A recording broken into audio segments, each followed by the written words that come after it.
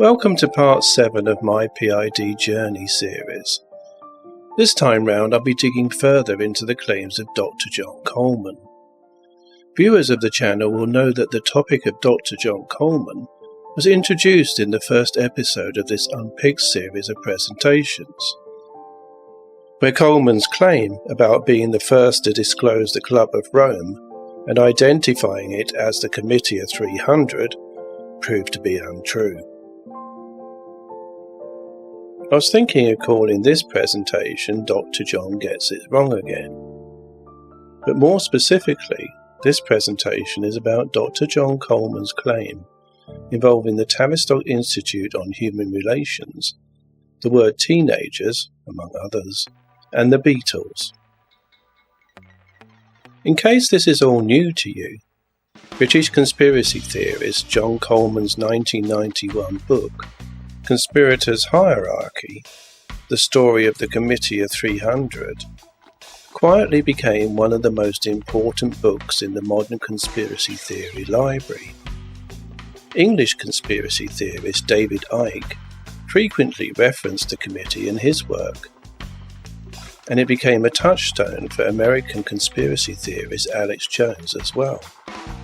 Jones mentioned either the book or the idea of the Committee of 300 on his show dozens of times, including interviewing Coleman in 2010, when the two shared their conspiracy theories. Coleman's name also pops up in the Paul is Dead cult historical fiction publication, The Memoirs of Billy Shears, which refers to him as the snitch, who was first to go public with the Beatles' Tavistock project. According to Coleman, the Beatles were created by England's Tavistock Institute think tank as part of a plan to break down all cultural and societal structures and rebuild them according to the New World Order agendas.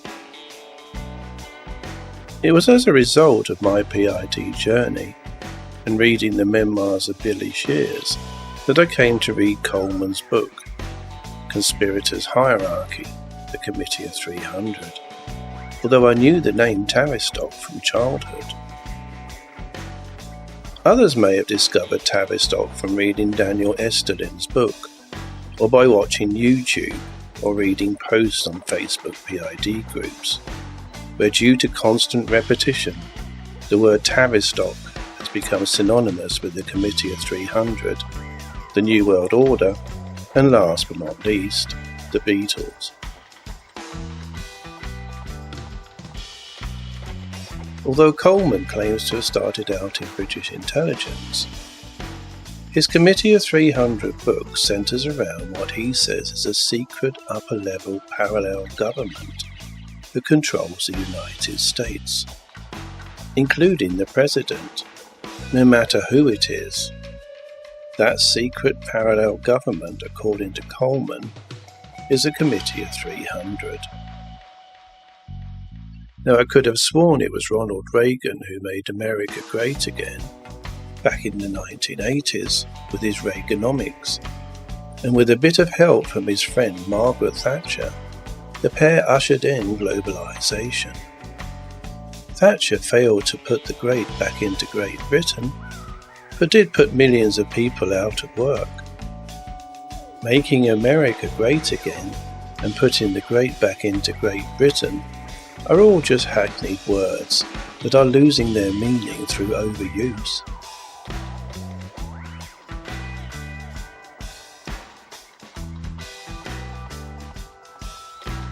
Talking about words and meanings, on the 7th of March, the New York Times published a list of words that the Trump administration was systematically culling from government and educational materials. The list of 199 banned words include accessible, black, community, discrimination, equality, political, sex, and women. I'm not quite sure what kind of meaningful conversation can be had without key words, but perhaps making certain words taboo and limiting free speech may be the whole point of the exercise. time will tell. Obviously, words have meaning, and specific words develop certain connotation as languages develop and change over time. For example, the meaning of discrimination has evolved significantly over time. From originally referring to the ability to discern or differentiate between two things, such as right from wrong, it now primarily denotes the unfair treatment of individuals or groups based on certain characteristics. This shift is tied to the historical context of social justice movements and the fight against prejudice. The word discrimination is now one of those 199 words that have been culled, as the New York Times described it. There's a difference between woke and awake. Personally, I'd rather a government legislated to remove discrimination from society, rather than remove the word from its documentation. Still, it's not the first time that a government has removed words. In a bid for so-called language purity, the Nazis removed the names of popular French foods and even the word Hertz, the unit of measurement for frequency, which was renamed because noted physicist Heinrich Hertz was of Jewish ancestry.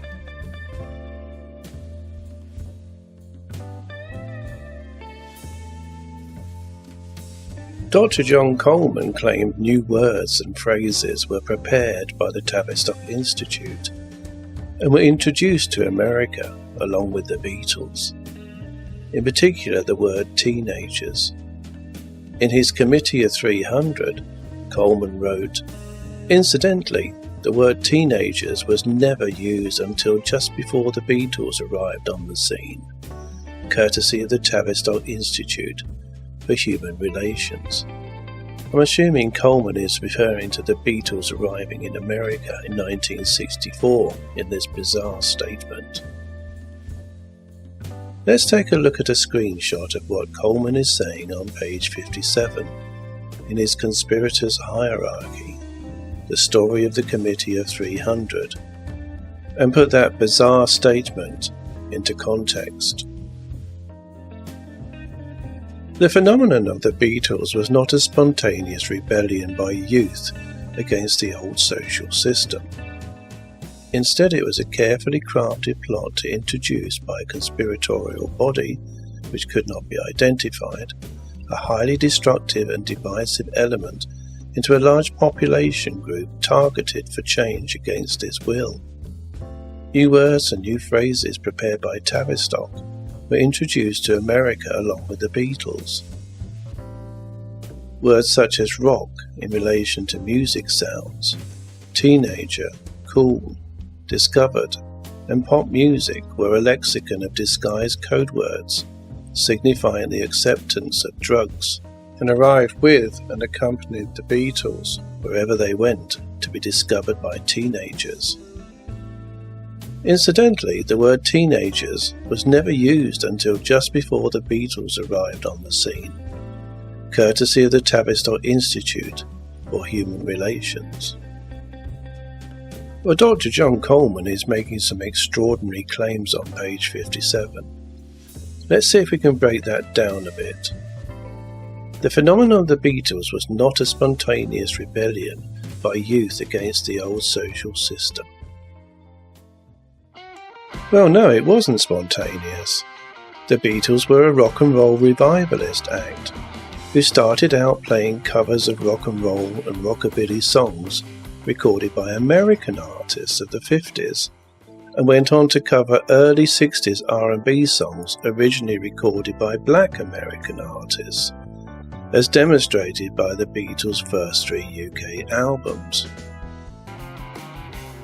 But there were and had to be a number of cultural changes before the Beatles could start selling hit records, namely the advent of the teenager and youth culture consumerism, which actually originated from, yep, you guessed it, America.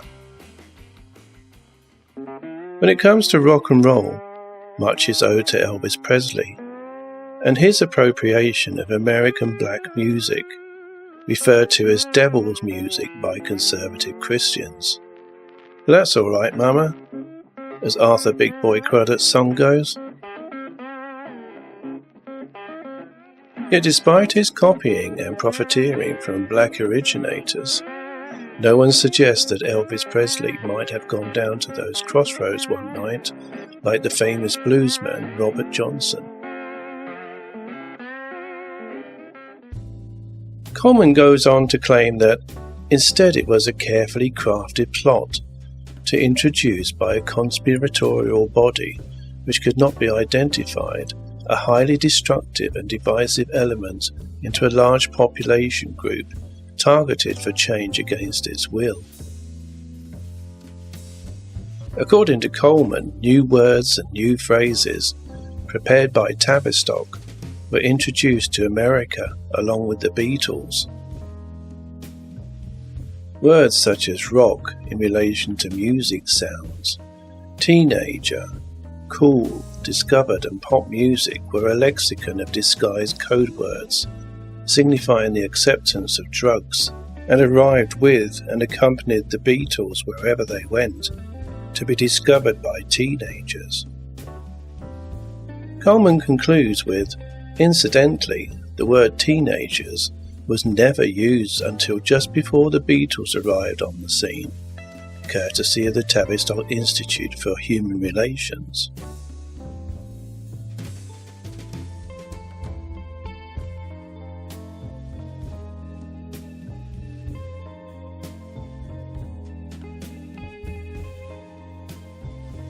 On the face of it, Dr. John Coleman appears to have difficulties recalling dates and historical fact, because that word that he said was never used until just before the Beatles arrived on the scene was already in popular coinage in the US since the late 30s in a variety of forms such as Tina, Teenster and Teenager.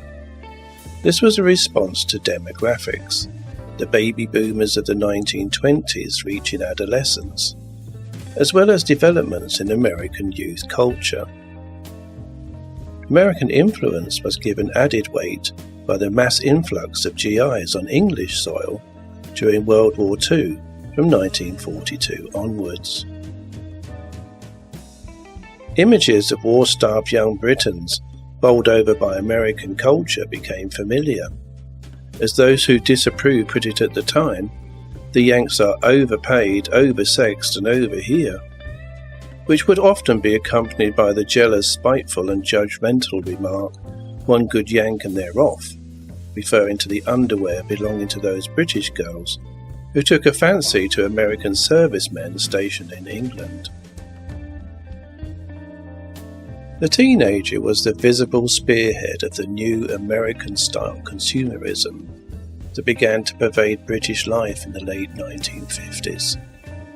And although the teenager has been a major part of the British economy since the late 1950s, which was a time that saw the first flush of the post-war baby boom and a period of high youth wages and the first wave of rock and roll, Britain certainly didn't invent teenagers or rock and roll, let alone export either the word or the music genre to America. Yep, so Dr. John Coleman gets it wrong yet again.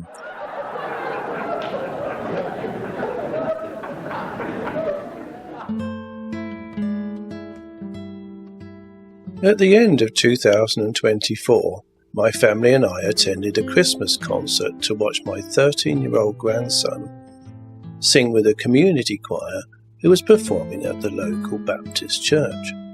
The choir sang Christmas carols, as you'd expect, and also a variety of cross-generational songs, the kind of song most would know from popular films and stage shows, plus classic pop songs, such as A Teenager in Love. Boomers will probably remember the hook line from the song, "Why Must I Be a Teenager in Love?" Yeah, I think most of us have been there at some point, especially anyone who has experienced the ups and downs of first love in their life can easily relate to teenage angst and the question, Why Must I Be a Teenager in Love? The song brought back memories from when I was a child, before I was even a teenager myself, when it was often played on the radio and a highly popular song in England back in 1959, before anyone had even heard of the Beatles.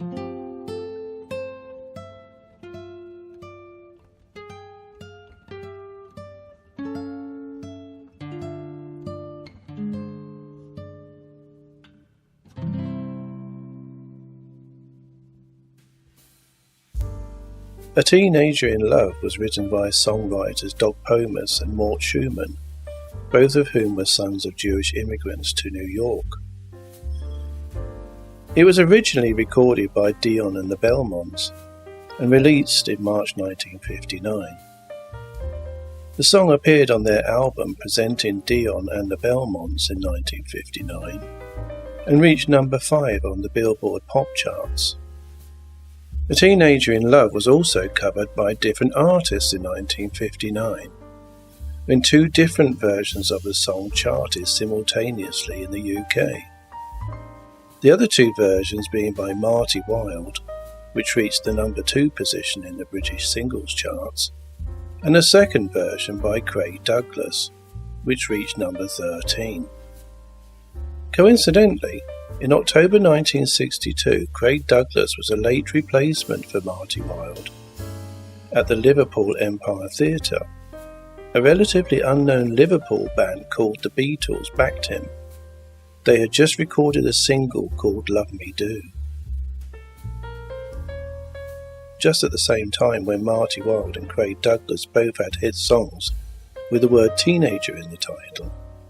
Being English, it's the Marty Wilde and Craig Douglas versions of A Teenager in Love that I remember from 1959.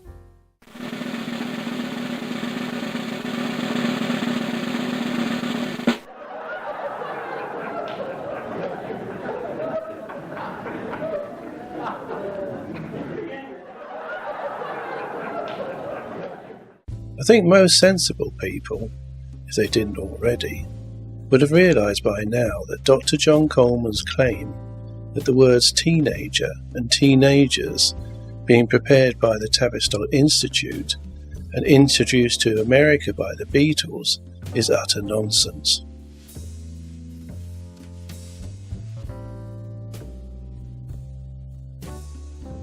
Out of interest, I thought I'd take a look at how many songs written in the 1950s, with teenagers in mind, had the word teenage, teenager, or teenagers in their lyrics, and who sang them, and when and where they were released.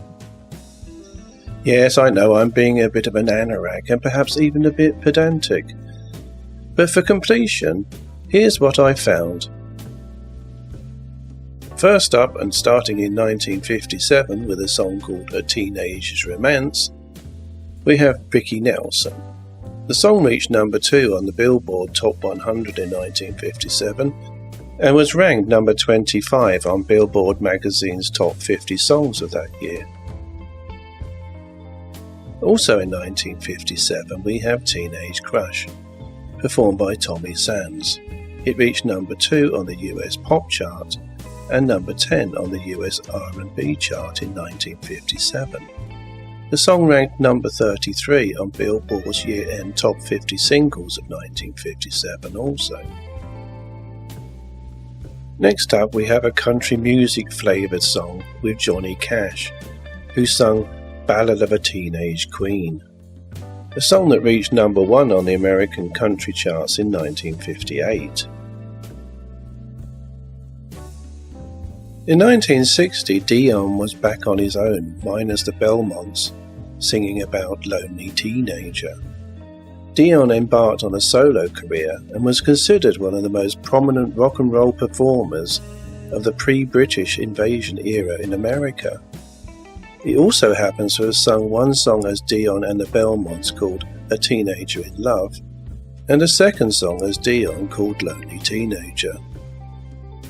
Both songs were released years before the Beatles and Tavistock Institute allegedly introduced the word teenager to America, according to Dr John Coleman.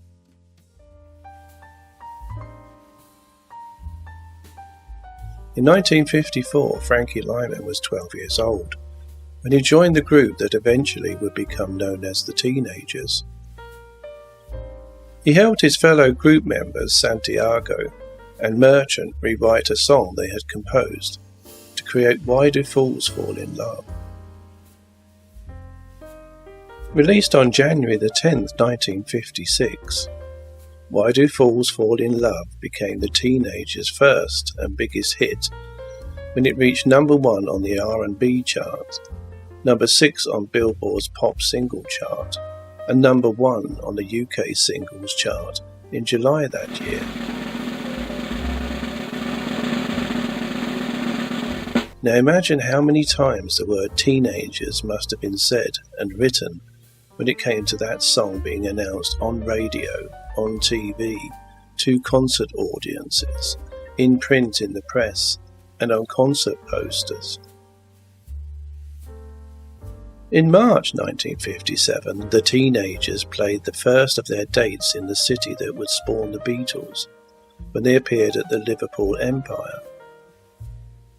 Lyman bounced on stage joyously that night, bringing a screaming crowd to its feet with I'm Not a Juvenile Delinquent, a falsetto-delivered declaration that would be the group's second British hit after the chart-topping Why Do Fools Fall in Love.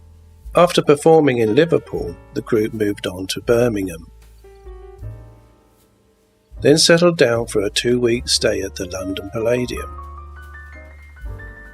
While in London, the group was scheduled to record a new LP called Frankie Lyman and the Teenagers at the London Palladium, utilising EMI studio facilities. The Alan Freed movie Rock, Rock, Rock, featuring Lyman and the group, was scheduled to open in London during Lyman's Palladium appearance.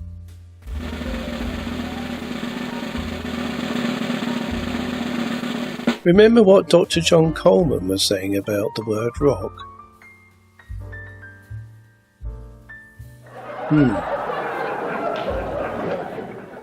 Filming of the Alan Freed movie Rock, Rock, Rock actually began on August the 13th, 1956, at Mikaro Studios in the Bronx, New York City, USA, and was released on December the 7th, 1956.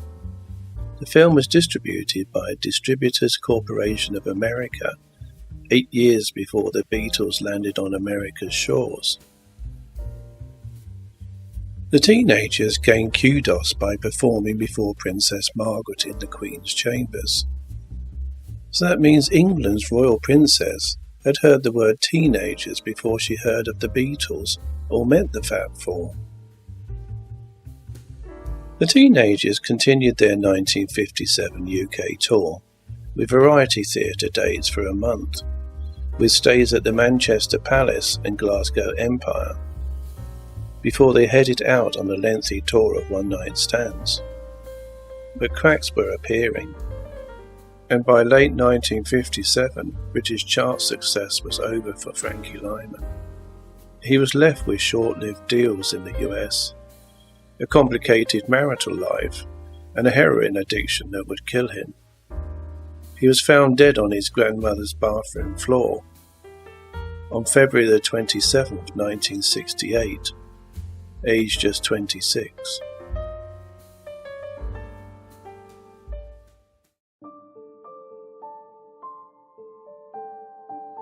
In my opinion, the fiction written about the Beatles and their involvement with words such as teenager, teenagers and rock, and the role of the Tavistock Institute, are being placed centre stage against a backdrop of historical fact in Coleman's Committee of 300. In other words, a cocktail of paranoid ramblings and provable false claims are being mixed with historical fact as a means of serving up a concocted McCarthy-like conspiracy, with a dash of David Noble's anti-rock and roll propaganda,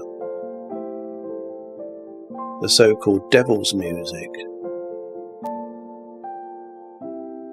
The two-part Boomer Black Sheep series, Communism, Hypnotism, Beatlemania, The Church and I, covers the relationship between both the Church of England and the American evangelist David Noble's 1960s stance on the Beatles. Some of the English clergy considered hitching up to the Beatles bandwagon to encourage young people to go to church, whereas the American evangelist believed the Beatles were part of a Russian communist plot to brainwash America's youth. The Tavistock Institute and clinic are real, although both tend to be lumped together under the one name Tavistock in the online conspiratainment world, despite the latter being founded 27 years earlier. Under the one name of Tavistock, online they are often described in simplistic bogeyman terms, parroting Dr John Coleman's ramblings. The Tavistock Clinic trained prominent psychiatrist R.D. Laing viewed madness not as a deviation from a norm, but as a natural and even necessary response to an unlivable situation or an insane world. It certainly is an insane world that takes the gaffe-prone Dr. John Coleman's claims as fact, given the credibility gap between his claims and reality. Especially when it comes to his claim that new words such as teenager were created by the Tavistock Institute and introduced to America by the Beatles. And the word teenagers was never used until the Beatles arrived in America in 1964.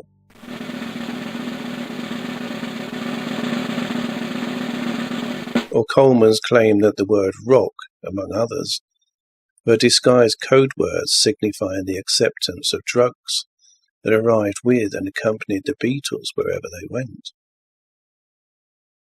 when in fact the Beatles were turned on to cannabis by American folk singer Bob Dylan on the 28th of August 1964.